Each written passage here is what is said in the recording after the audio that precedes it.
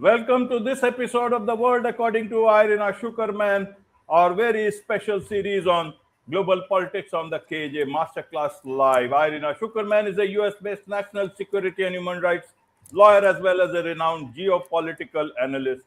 Her writings and commentary have appeared in diverse US and international media and have been translated to over a dozen languages. And every fortnight in The World According to Irina Tsukerman, we traverse the geopolitical landscape and delve into pressing international issues and gain insight from Irina's expert perspective. Welcome to the episode once again, Irina. Sure. Thank you. I'm so glad to be here. Irina, several big topics again this time. And this time, let's again begin with the Iran update. And before we come to the Iran-Oman pact, let's talk about the key appointments that Iran seems to have made. And that needs the involvement of the supreme leader, whereas a lot of people are questioning about whether he is there or not. Help us understand what is happening in terms of key appointments and what do we know about the supreme leader's help. So, the first thing to know is that a video surfaced showing the alleged supreme leader, Mujtaba Khamenei. He seemed to be more or less okay, but it could have been anything. It's unclear whether that video was manipulated or not. However, that appears to be the first gesture by Iran to clarify the biological status of the supreme leader, so to speak. And as for the key appointments, they're related to the fact that the regime has been replacing personnel following enormous losses among its senior political, military, and security leadership. These changes should be read primarily as an effort to restore institutional continuity after decapitation strikes and internal shocks. Um, one of the key appointments is Mohsen Rezai. He's the secretary of the Supreme National Security Council and the supreme leader's representative there. That is probably the most politically consequential appointment. Rezai commanded the RGC from 1981 to 1997 and comes from a generation that constructed most of the Guard's institutional power. He is there to replace Mohammed Bakr Zulqadr, who had taken over after Ali Larijani was killed earlier this year. Giving Rizai both the secretaryship and the Supreme Court leader's representative position concentrates considerable influence over national security coordination in one veteran RGC figure.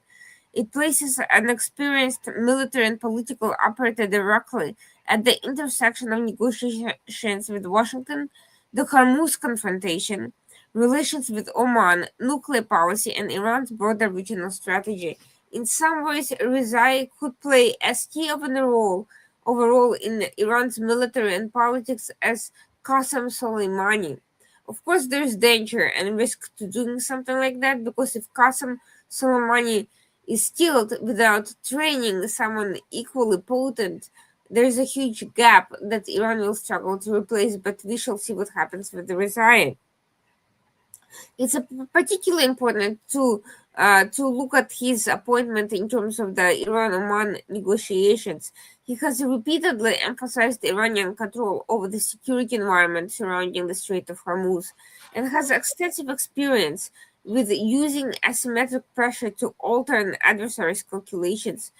Um, it's not simply that Oman negotiations are just another Iranian search for an exit ramp.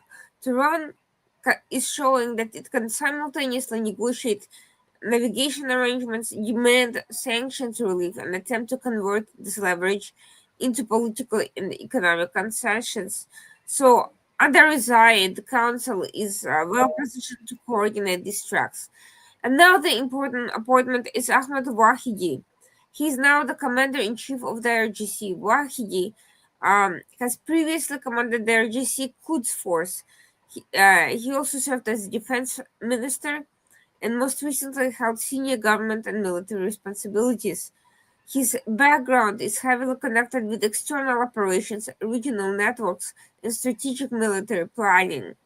He succeeds Mohammed Fakpour, who was killed during the US-Israel strikes earlier, and putting Mahdi in charge of the entire GC sends a message about the type of institution Khamenei wants after the enormous losses suffered by uh, his country's command structure. Mahdi is not a younger technocratic commander brought in to reform the guards. He belongs to the revolutionary generation and possesses decades of relationships throughout the security establishment. What makes him useful for restoring cohesion following leadership decapitation while preserving their disease ideological and institutional continuity and image. His experience also means that RGC's external military networks, missile and drone forces, maritime operations, and even an internal political role can be coordinated by someone already familiar with virtually every component of the system. Again, in some ways, an inspired choice, but in other ways, it's also a highly risky choice. If Wahdi is targeted and killed, it will be very difficult to replace one man with such an enormous reach and understanding of the system. There's also Major General Ali Abdullahi, who is now the Chief of Staff of the Armed Forces. Abdullahi now occupies the senior coordinating position connecting the regular armed forces and the RGC. His appointment is important because Iraq has spent months absorbing the consequences of strikes that exposed vulnerabilities in command and control, in air defense, in intelligence security, and senior leadership survivability. Abdullahi inherits the job of rebuilding a military command system over Iran, remains in confrontation with the US and Israel. There's also Major General Kumar Hidari. He's the Deputy Chief of Staff of the Armed Forces. He previously commanded the regular Army's ground forces. Elevating him into the central command structure gives the Artesh a significant presence in the post-war reorganization. Iran needs the conventional military alongside their GC for territorial defense, infrastructure protection, logistics, and sustained wartime mobilization. His appointment suggests that Iran is trying to improve conditions between organizations whose responsibilities have historically overlapped and even competed without always producing efficient joint operation. Another important character joining the higher echelons now is Rear Admiral Alireza Tangsiri. He retained and elevated within the RGC naval command structure. This is particularly relevant to Hormuz. The RGC Navy is the principal Iranian instrument for asymmetric maritime warfare in the Gulf and the Strait of Hormuz, including fast attack craft, mines, anti-ship missiles, drones, and harassment or seizure of command of commercial shipping. Any political arrangement negotiated with Oman ultimately depends upon military implementation on the Iranian side, which means the RGC Navy possesses enormous practical influence over whether a complete arrangement functions. Hossein Taib, the new commander of the Basij, this may be the appointment with the clearest domestic political implications. Taib previously headed RGC intelligence for more than a decade and became closely linked to surveillance, counterintelligence, and suppression of opposition activity. Returning him to a major operational position suggests that the regime views internal instability as part of the same security problem as the external war. That appointment, therefore, tells us something important about the regime's assessment of its own vulnerabilities. Economic deterioration, casualties, infrastructure damage, elite disruption, and public dissatisfaction create opportunities for renewed protests.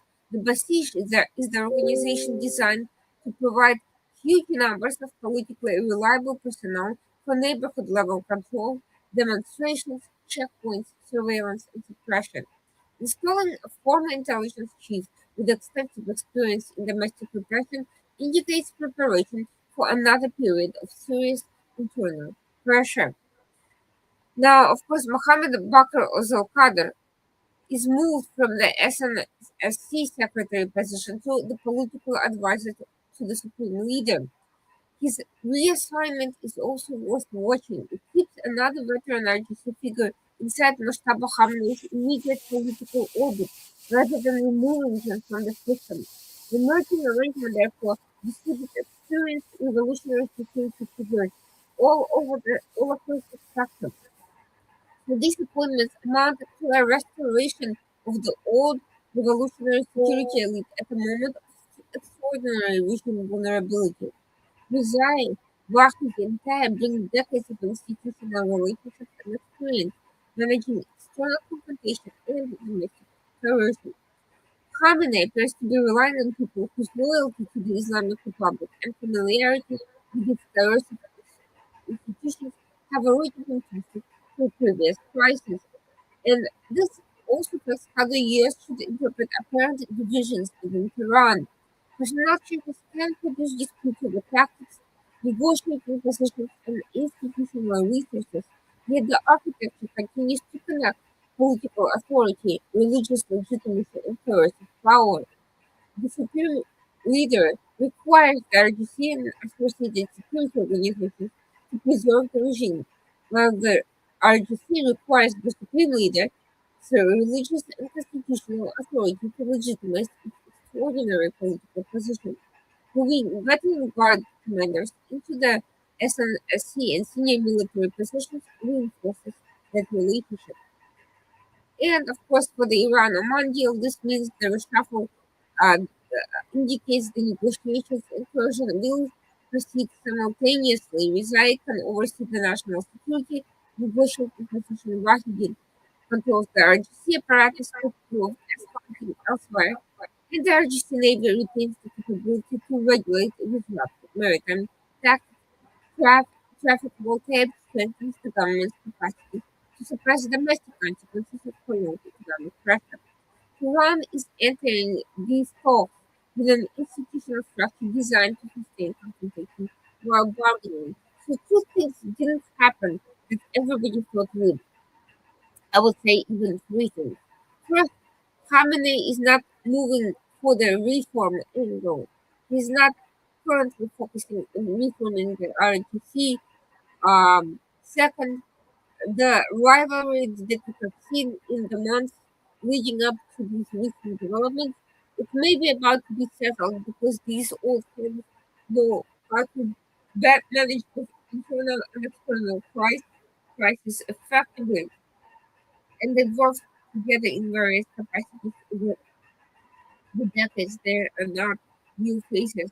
The third is that disruptions and the expected economic crisis in the purpose may not be as potent as they would normally be, precisely because of these factors, precisely because the continuity is preserved, because the institutional vision remains, signals stability and reinforcement of um, previous infrastructure, and because the disputes over leadership are now being settled, even if there is a significant amount of internal pressure, there is now more power to the regime to both conceal it and repress it. So what that means is that the regime reconsolidated itself quite effectively, and the RGC balance with the supreme leader's position appears to remain preserved, and more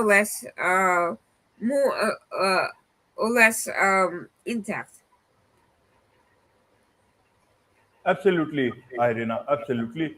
In terms of Iran-Oman pact, how should we understand what does it mean to the world? Is it a solution or is it just another thing that is going to happen before peace finally happens?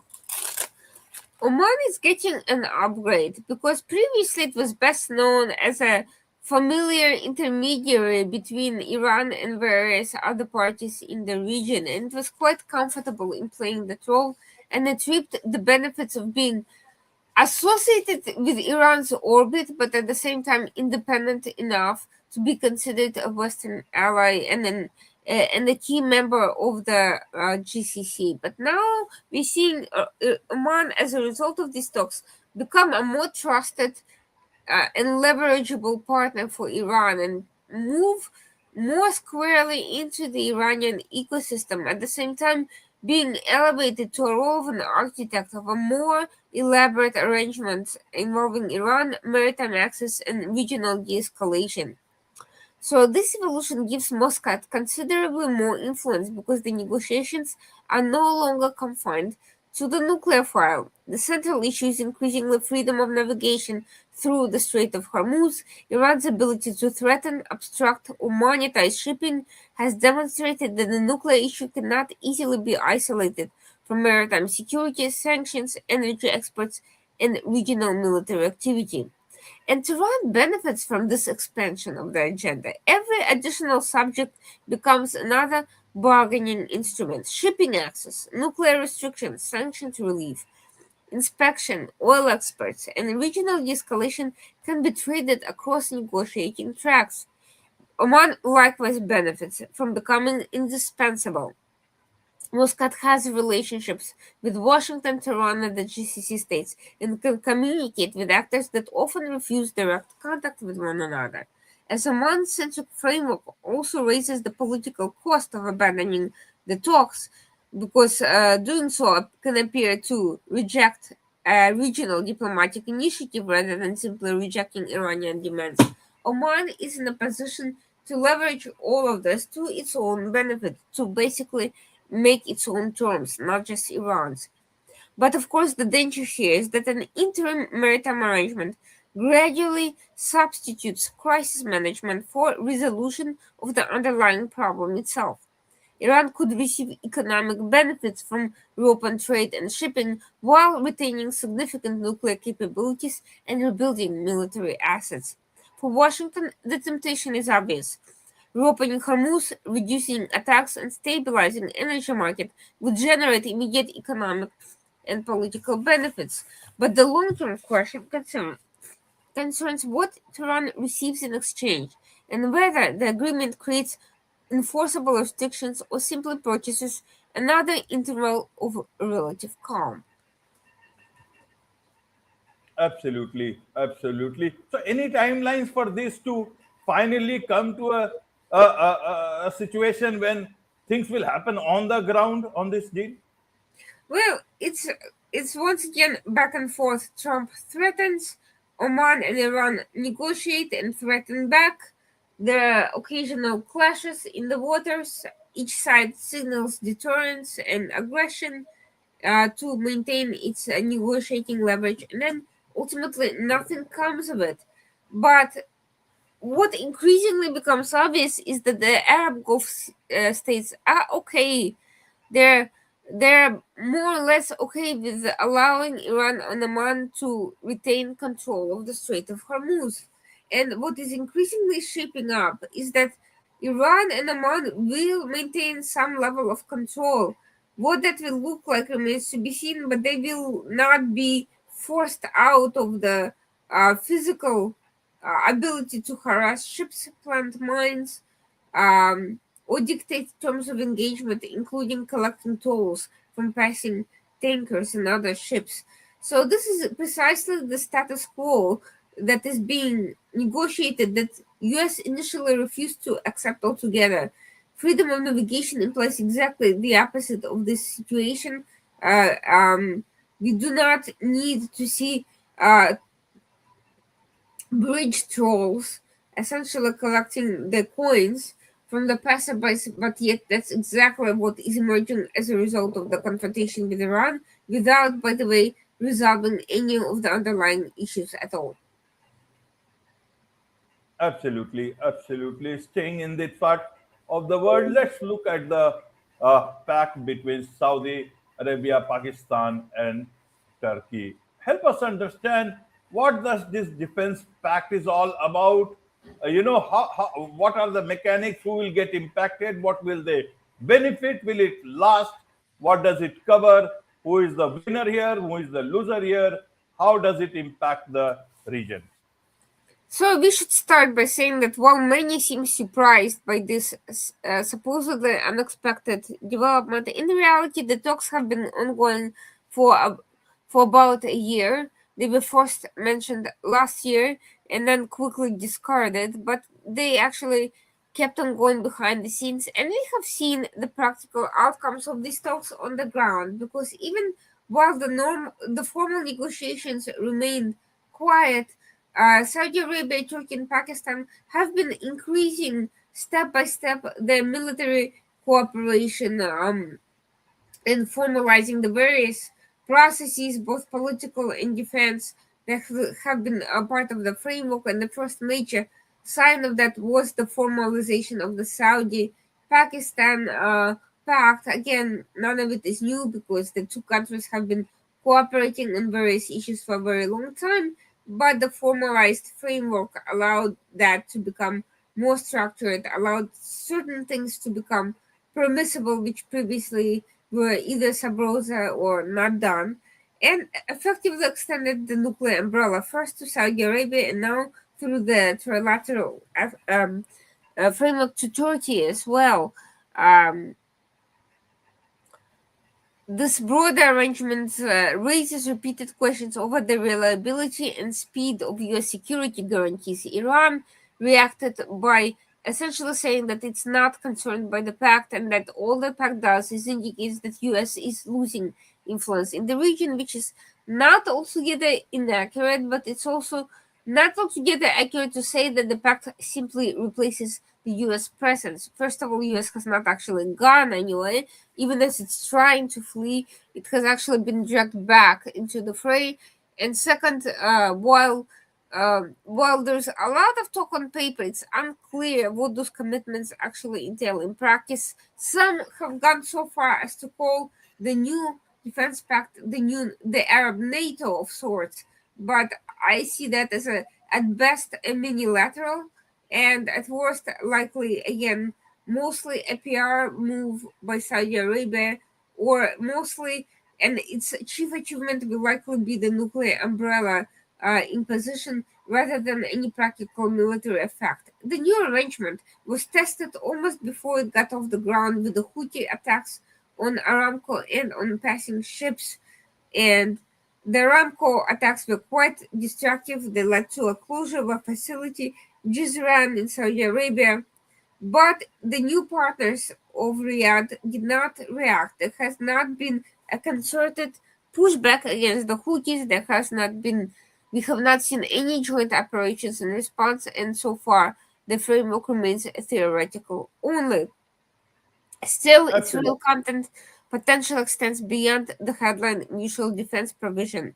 The three countries have strong incentives to expand intelligence sharing, military exercises, training, air and missile defense coordination, drone and counter drone capabilities, maritime security, logistics, defense industrial cooperation, and contingency planning. All of that is something that will be worked out over time. No one expects these things to become perfectly in line in the matter of days since the signing. Turkey brings a substantial defense industry, combat experience, drones, electronic warfare, missiles, and NATO derived military practice. Pakistan contributes a large military nuclear status, missile capabilities, extensive experience training Saudi forces, and a long institutional relationship with KSA. Riyadh supplies financing, strategic geography, and increasingly large procurement opportunities. The nuclear question will remain deliberately ambiguous. Pakistan is unlikely to issue a transparent nuclear guarantee comparable to the US extended deterrent, and Riyadh benefits from allowing Iran and other adversaries to wonder how far Pakistani commitments extend. Strategic ambiguity itself becomes part of the deterrent value of this arrangement. But whether the pact ultimately survives will depend less on diplomatic warmth and more on what happens during the first serious crisis. I mean, the Houthi mini crisis is already a questionable test, but there could be something more. Pakistan has close relations with Iran and cannot casually transform itself into the military arm of Saudi policy against Iran. Turkey has its own complicated relationship with Tehran and remains a NATO member. Saudis also have extensive economic relations with India, while Pakistan regards India as its primary strategic adversary. Those overlapping relationships will repeatedly test how broadly the collective defense language is interpreted. Saudis are probably the most obvious immediate winner because they acquire additional military options without surrendering their US relationship. And Donald Trump has said nothing about this pact, which means there is tacit approval for the time being. Pakistan gains Saudi financial and diplomatic backing, defense contracts, training opportunities, and greater strategic relevance in the Gulf. Turkey gains another major market for its defense industry and a stronger political foothold in Gulf security. Still, Iran, despite its comment, has its reasons to be wary of the pact because a Saudi confrontation could potentially bring Pakistani manpower, intelligence, and military expertise together with Turkish technology and operational capabilities. More reason to concern is also for India, especially if Saudi financing strengthens Pakistani capabilities that are theoretically intended for gold defense but remain fungible in the South Asian crisis. Israel is also watching the arrangement carefully and with a concern because Turkey's participation gives Ankara additional regional military influence, and moreover, the Pakistani Prime Minister made an unambiguous critical comment indicating that this defense pact may be as much against Israel as against Iran. So we could also see an additional internal strain within the GCC with UAE, Qatar, Oman, Bahrain, and Kuwait not necessarily sharing identical threat perceptions, and some of them not wanting Saudi Arabia to become the center of a new regional defense structure. Riyadh's parallel effort to organize maritime security raises a larger question about whether Saudis are supplementing GCC mechanisms or gradually constructing security institutions around themselves. The pact is consequently more important as an emerging security network than as a literal Islamic NATO. Pakistan has used nationalist language. Mecca, there's been the Mecca signing indicated a religious significance, but the durability will ultimately depend on whether the members develop command arrangements, interoperability, logistics, procurement coordination, and specific contingency plans. A treaty can survive indefinitely on paper, but a functioning alliance requires the three governments to decide exactly what they're prepared to fight for, and simply having a political structure to coordinate rhetoric behind the scenes is not going to cut it. Absolutely, absolutely, Irina. I wonder why Pakistan is leaving that role of, the world's new peacemaker, taking the mantle from President Trump and actually, establishing much more peace in more areas of the world, rather going for this pact, especially this pact, does it really think it will work in a world like today where more bilateral country to country relations are happening as per the requirement? How does it look like in terms of its existence? More countries are talking one to one. So Pakistan does not necessarily see those two roles as mutually exclusive.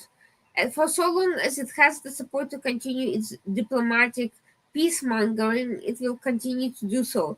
And so far, it hasn't stopped. It still continues to play somewhat of a role in the U.S. Tehran negotiations. It's still trying to get its foot in the door in other areas while pursuing a security structure simultaneously. And Pakistan views itself as the stronger for it, for being able to balance those two seemingly conflicting but growing roles in a very globalized environment. Regarding the multilateral arrangements, frankly, there is a great deal of distrust between the three members. Saudi and Arabia and Turkey have historic beef that dates back to the Ottoman Empire, and that is not easily overcome by the fact that a particular faction of the royal family has made a strategic decision to grow closer to Turkey over mutually threats, mutual ideology of that particular faction, and because of U.S. Unreliability. There's a long tribal and history of grievances over the Ottoman treatment of the Arab tribes. None of it is going to go away easily, and certainly not in the near future. Regarding Pakistan too, while Pakistan has proved useful to both Saudis and Turkey, and their military transactions have been quite extensive and growing, that doesn't mean that Pakistan is viewed as a completely trustworthy party by either side due to its Iranian links and Shia Shia groups inside it. On the one hand, due to its own internal security conflicts regarding uh, uh, some of its unstable areas and its conflicts with the Taliban. And furthermore, Pakistan is not seen as equal in status by either of its partners. So we will see that some of these elements will probably raise themselves behind the scenes on the implementation level, by the way the troops are integrated and treated, and later on also in the political and economic aspects of the deal.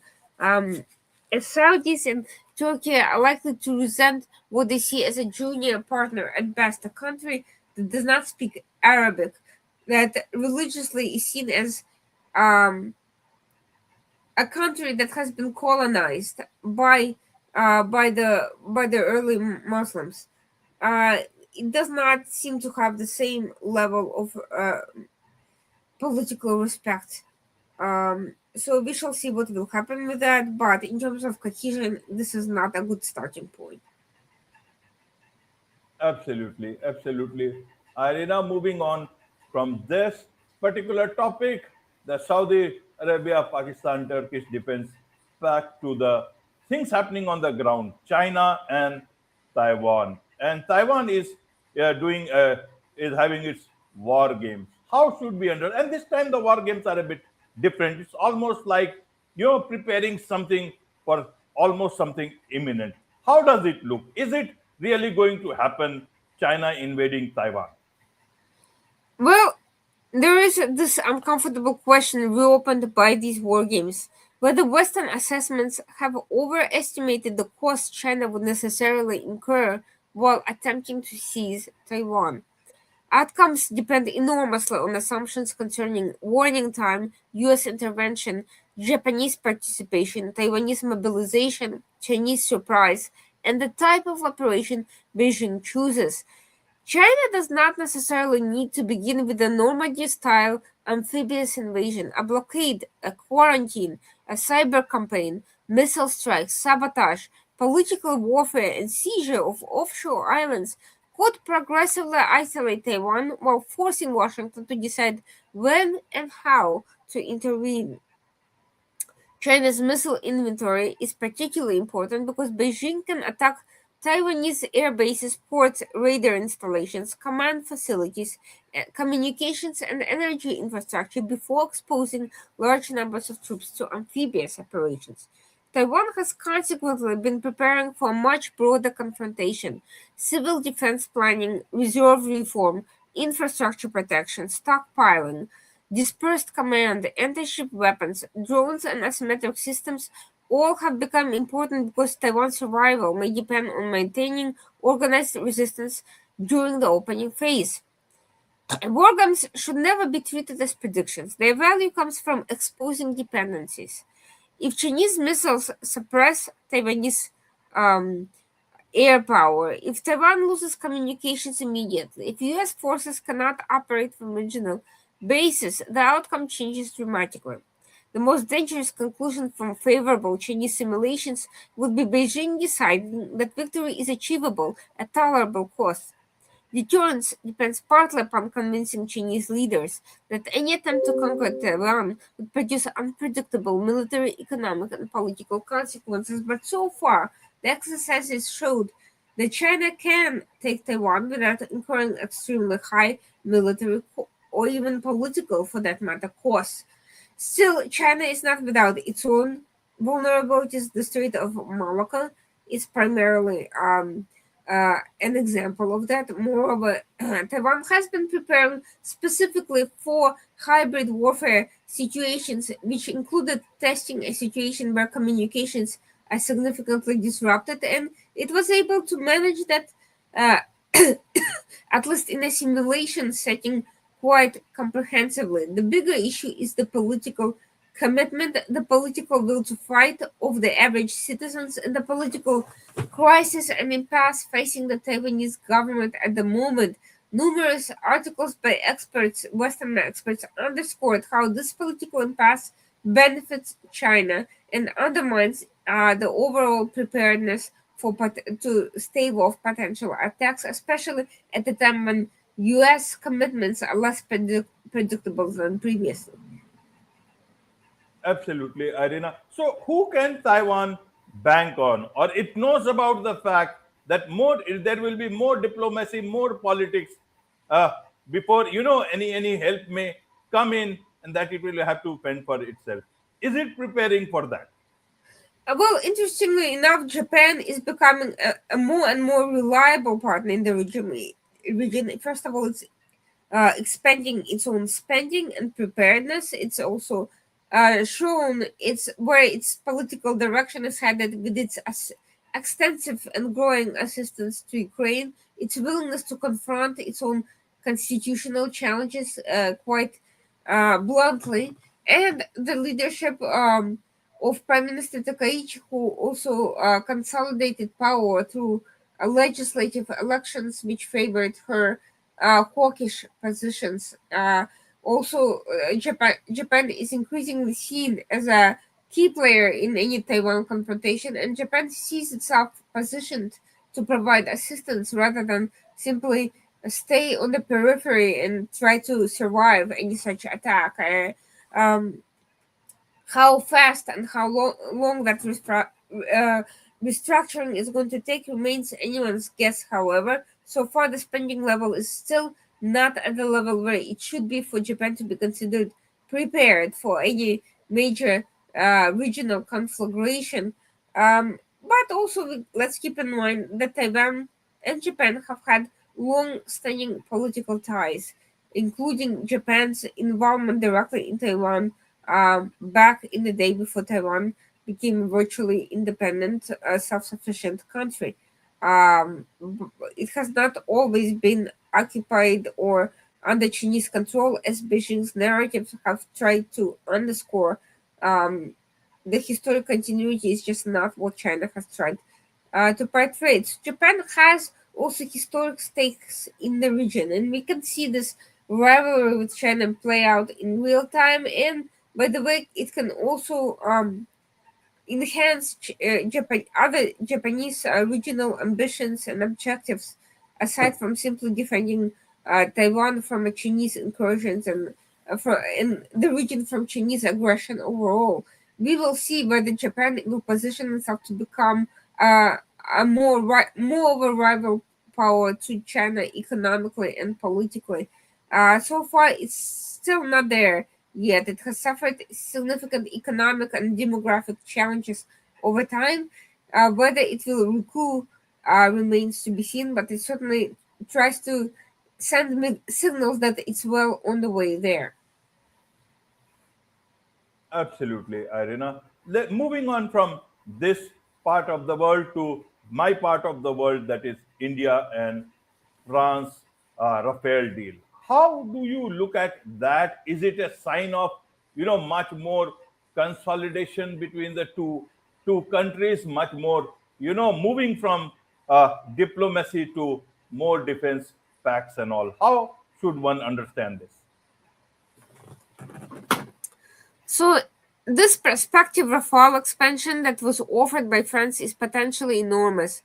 The current plans envisage up to 114 additional aircraft, with a substantial portion manufactured in India, potentially making the program one of the largest fighter procurements in recent history. New Delhi wants more than aircraft. Local production, technology transfer, maintenance, supply chains, weapons integration, and Indian industrial participation are central to the negotiations because India wants greater control over the life cycle of its combat fleet. France is unusually attractive because Paris is often more flexible than Washington concerning strategic autonomy. India can purchase sophisticated French equipment while avoiding some of the political conditions and dependency concerns associated with the US systems. And the relationship already extends into submarines, naval aviation, space, intelligence, maritime security, and Indo Pacific cooperation. Rafale, therefore, becomes actually part of a larger defense ecosystem that is fast growing. On the other hand, France also sees India as a major Indo Pacific partner with the demographic reach needed to essentially supplant France's own limitations and shortcomings. Absolutely, absolutely. So, does it look like that India and France are becoming much closer and will have a longer term pact about more things, or it's just a business deal between the two countries, Irina? I think that while this deal is for now more of a standalone deal, the implications are far reaching. And the fact that there are other things being negotiated that very much favor India's own defense advancement indicate that the relationship on these terms is only likely to grow over time. Absolutely, absolutely. And talking of this deal, why about here? It's a business deal. It's a much more looking deal. Why is the U.S. not providing Ukraine with Patriots? Means that is there a problem somewhere? Ukraine needs it. U.S. can give it to Ukraine, or where is the problem here? So one of the issues has been the general U.S. willingness to share that technology with other countries. It's not unique to Ukraine. It's been a problem for everyone because right now the whole world is experiencing a shortage of Patriot interceptors, and it would be to U.S. advantage to outsource the production to cheaper places. But nevertheless, there's been a problem. And of course, scarcity is just one aspect of it. Patriot batteries, launchers, and interceptors are finite. Production cannot immediately satisfy worldwide demand, and US planners have to account for requirements in Europe, the Middle East, and the Indo Pacific. Moreover, Ukraine's consumption requirements are unusually severe because Russia can force Kiev to expand expensive interceptors against repeated ballistic and aerodynamic threats. The problem is involves both batteries and a sustainable supply of PAC-2 and PAC-3 interceptors. Washington has also been keen on preserving reserves for US forces. Recent Middle Eastern conflicts have reinforced the Pentagon's concerns that high end air defense ammunition can be consumed at extraordinary speed during sustained combat. Meanwhile, Europe possesses Patriot systems, but the governments are reluctant to surrender operational batteries when they are simultaneously being told to prepare for potentially larger Russian threat. Eastern European states in particular can reasonably argue that transferring their remaining defenses creates vulnerabilities on NATO territory. European procurement has also moved far too slowly to eliminate the shortage. Governments spent years treating air and missile defense as a secondary requirement, leaving Europe without enough launchers, interceptors, trade crews, or even industrial capacity for the security environment it now faces. Ukraine is encountering a vicious cycle. Its needs become more urgent as Russian missile attacks continue, while the same attacks convince NATO members that they cannot afford to relinquish their own air defenders. There's also an industrial policy failure. After years of war, Western production still has not reached the scale required for a prolonged high-intensity missile conflict. The Patriot debate exposes the gap between political declarations about supporting Ukraine and the physical inventory required to sustain that policy. And that's even true for the US, where the defense industry has been told to triple the Patriot production, quadruple the THAAD production. But in reality, this is all government rhetoric.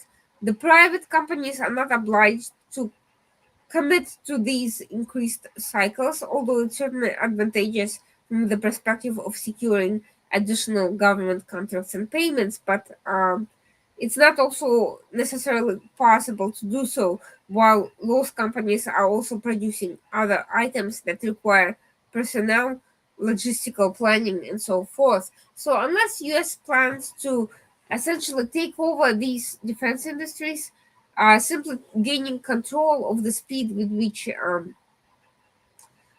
this industry cycle is optimized is not within its direct control. Wonderful. With this, it's a wrap on this very special edition of The World According to Irina Tsukerman on the KJ Masterclass Live. Thank you so much indeed for joining us. Thank you.